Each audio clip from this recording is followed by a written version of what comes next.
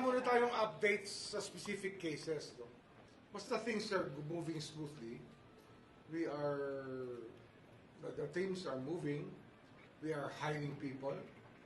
We are exposing them already to the rudimentary aspects of the work in the Office of the Ombudsman. And the work is continuing on a daily basis, and we intend to keep it that way for the next 7 years. Sir, for the record, sino-sino na po yung naka-PI so far? Ang dami. I don't want to mention any more names muna. Let's just lay off on the names. Kasi it's misinterpreted and some people want to push the issue more and try to put a date. I will not do that. Tapos na tayo ron. I think we've learned our lesson from that. That we cannot give any dates or any commitments about anything. It's just that you see us here every day working to make sure that justice is obtained by the Filipino people. Sir, kasi ang sinasabi po ay meron na nga po ba talagang malalaking isda na nandoon sa proseso? Walang duda yun, walang duda yun. Nasa proseso lahat yan. Ang ano lang talaga, ang due process lang talaga. Ang sistema ng batas kasi susundin mo talaga na huwag mong maapakan ng karapatan ng bawat tao, lalong-lalo na yung mga humaharap sa bintang na pag violate ng batas. Kaya due process talaga ang tinitingnan natin dito. Yan pinangangalagaan ng ating saligang batas. Ang karapatan ng mga akusado sa mga proseso na ganitong pinagdadaanan. Sir, for the record, ang nasa DOJ po na nag-PPI ngayon ay Senator Revilla, Estrada, Villanueva. Yes. Meron pa po bang pangalan doon? Hindi, yung tatlo muna, pero parang meron pang-apat na tinitingnan namin at pang-lima, pero yung isa senador, yung isa hindi na senador. Hindi senador. Sir, bakit po nasa DOJ yung PI sa kanila? Kasi yung habang hawak nila yung testigo, mas madalas nila nakakausap. Mas maganda na huwag na maaksaya yung oras at tuloy-tuloy na yung magiging usapan para walang patid ang linya ng pangungusap. Kagaya niyan, kung si Yusek Bernardo pinag-uusapan at kung sino-sino ang nakaturo, at least andun lang sa DOJ yung pinanggagalingan ng tanong at malalaman natin kagad kung saan tumigil at saan nagsimula. Kasi pag pinasapasa natin sa iba't ibang opisina, diyan nagkakawalaan ng atensyon. Eh, mahalaga, huwag mapuputol ang atensyon natin sa bawat kaso na ating pinag-aaralan at kung saan natin iniimbestigahan ng mga tao.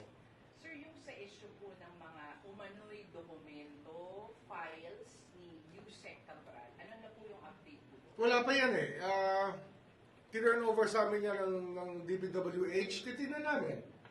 Pero, huwag lang magkasabi yung ibang tao na alam nila yung laman, kasi walang pwede magpatunay niya kundi yung computer mismo na hawak namin. At walang pwede magsabi na yung kanila ang tunay, yung iba hindi tunay. Kaya sa akin, ayoko sumama sa usapin na yan kasi hindi dapat pinag-uusapan yung bagay na talagang ebidensya lang naman ang ating titignan. Sir, if you could explain it to the public, bakit po delikado yung mga ganong klaseng revelations on certain documents na hindi po hawak ninyo or hindi po na-verify? Yun nga eh, ito yung problema dyan eh. Kung sasabihin na nanggaling sa isang tao na namatay na ang dokumento, paano mo patutunayan yun? Ang pwede magpatunay niya yung tao namatay. Di ba? Kaya alam naman makipagtalo ako sa isang bagay na alam natin nanggaling sa isang taong namatay na inaamin naman na nagsasabi. Anong pag-uusapan to? Wala nang pag-uusapan eh. Di ba? Would you be willing po to authenticate yung mga files na meron? Authenticate for what? And who's having it authenticated for what purpose? The so-called... Are they prosecutors? Are they investigators? Who wants it?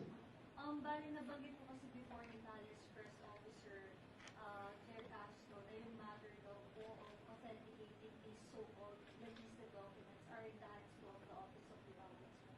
Would you be willing, sir, na... No, for what purpose nga? For what purpose? Anong saan proseso gagamitin? Kasi kung ito in-aid of publicity, huwag na natin pag-usapan. Ang mahalaga, may katuturan yung pinag-uusapan. Ano ba ang katuturan nito? Di ba? Kung buhay pa si Cabral at sinabi ni Levistre, hawak ko yung mga dokumento binigay niya. Hindi na, wala na si Cabral. Sir, si Congressman Levistre po ba ay nakikipag-usap, nakikipag-ugnayan sa ombudsman? Hindi ko alam kung nagbigay siya ng kopya ng kanyang dokumento. Pero pinahingi ko yan kay A.O. Vico Clavano. Pinakuha ko sa kanya yung kopya ng mga dokumentong hawak itong congressman na to. At yun lang, doon nagtatapos ang kwento niya. Wala na ibang pinuntahan niya.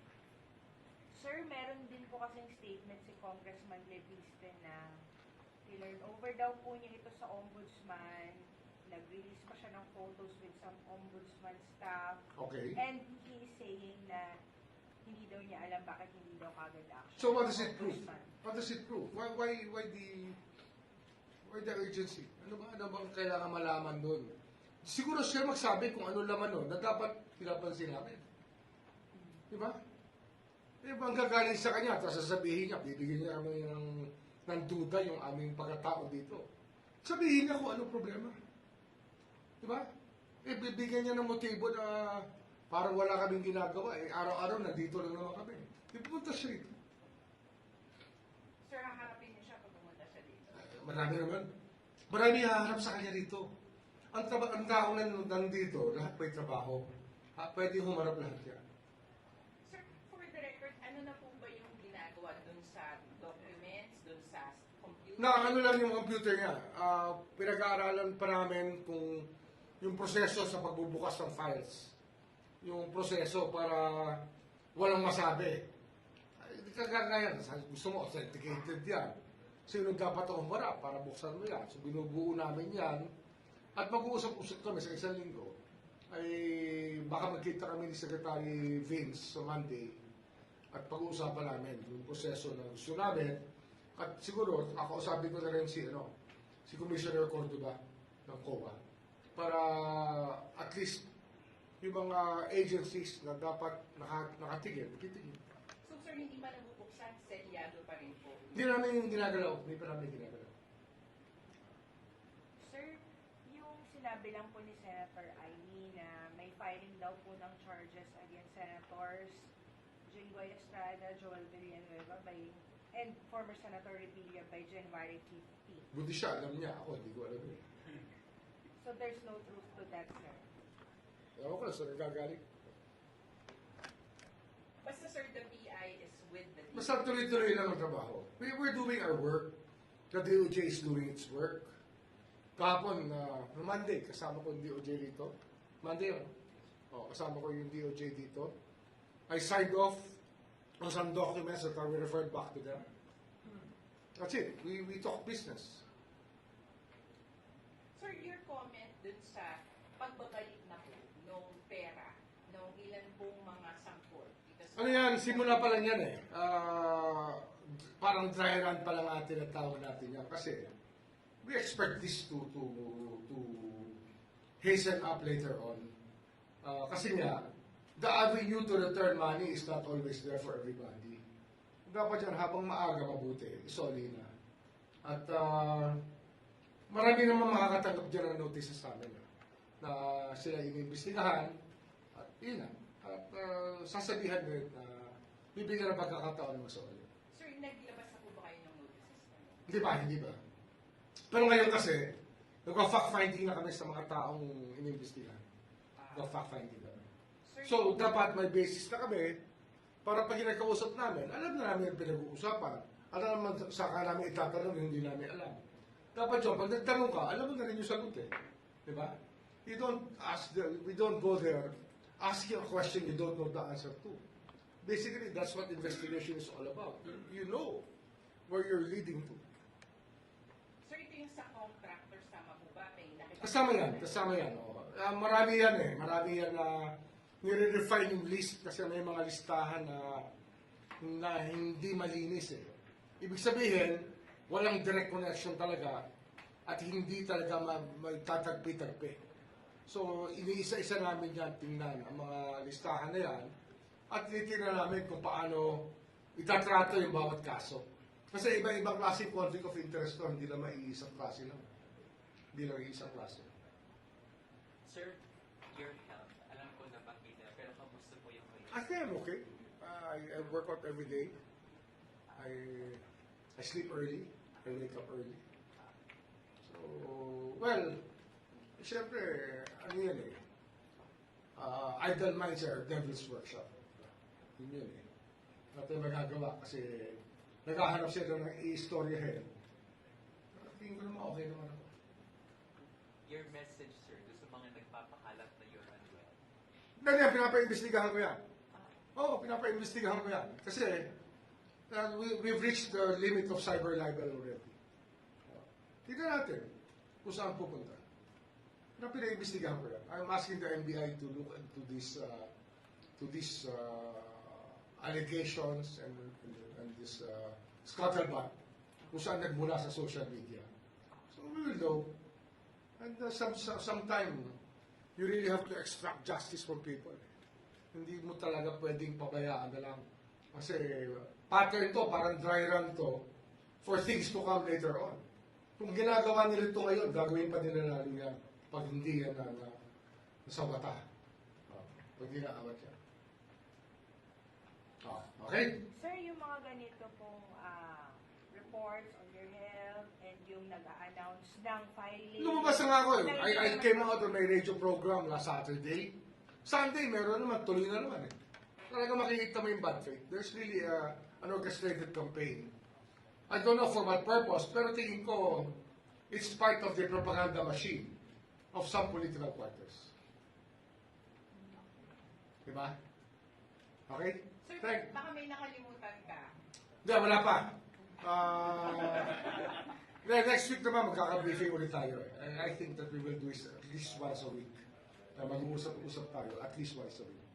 So I'll be here again next week for you guys. Ombudsman, does it have something to do sa pagdidiin ninyo sa investigasyon sa flood control, itong mga paninira na gano'n? Natural yun eh. Tsaka marami talaga nag-wishful thinking eh. Akala nila, maaawat ang justisya pag nawala ako eh. Hindi naman ganun yun eh. Proseso to na nagsimula na eh. Diba? Nagsimula na yung proseso. Para mong tinitigil ang tren na umaandar eh. Pwede mo ba, hindi pasagasa ka sa tren.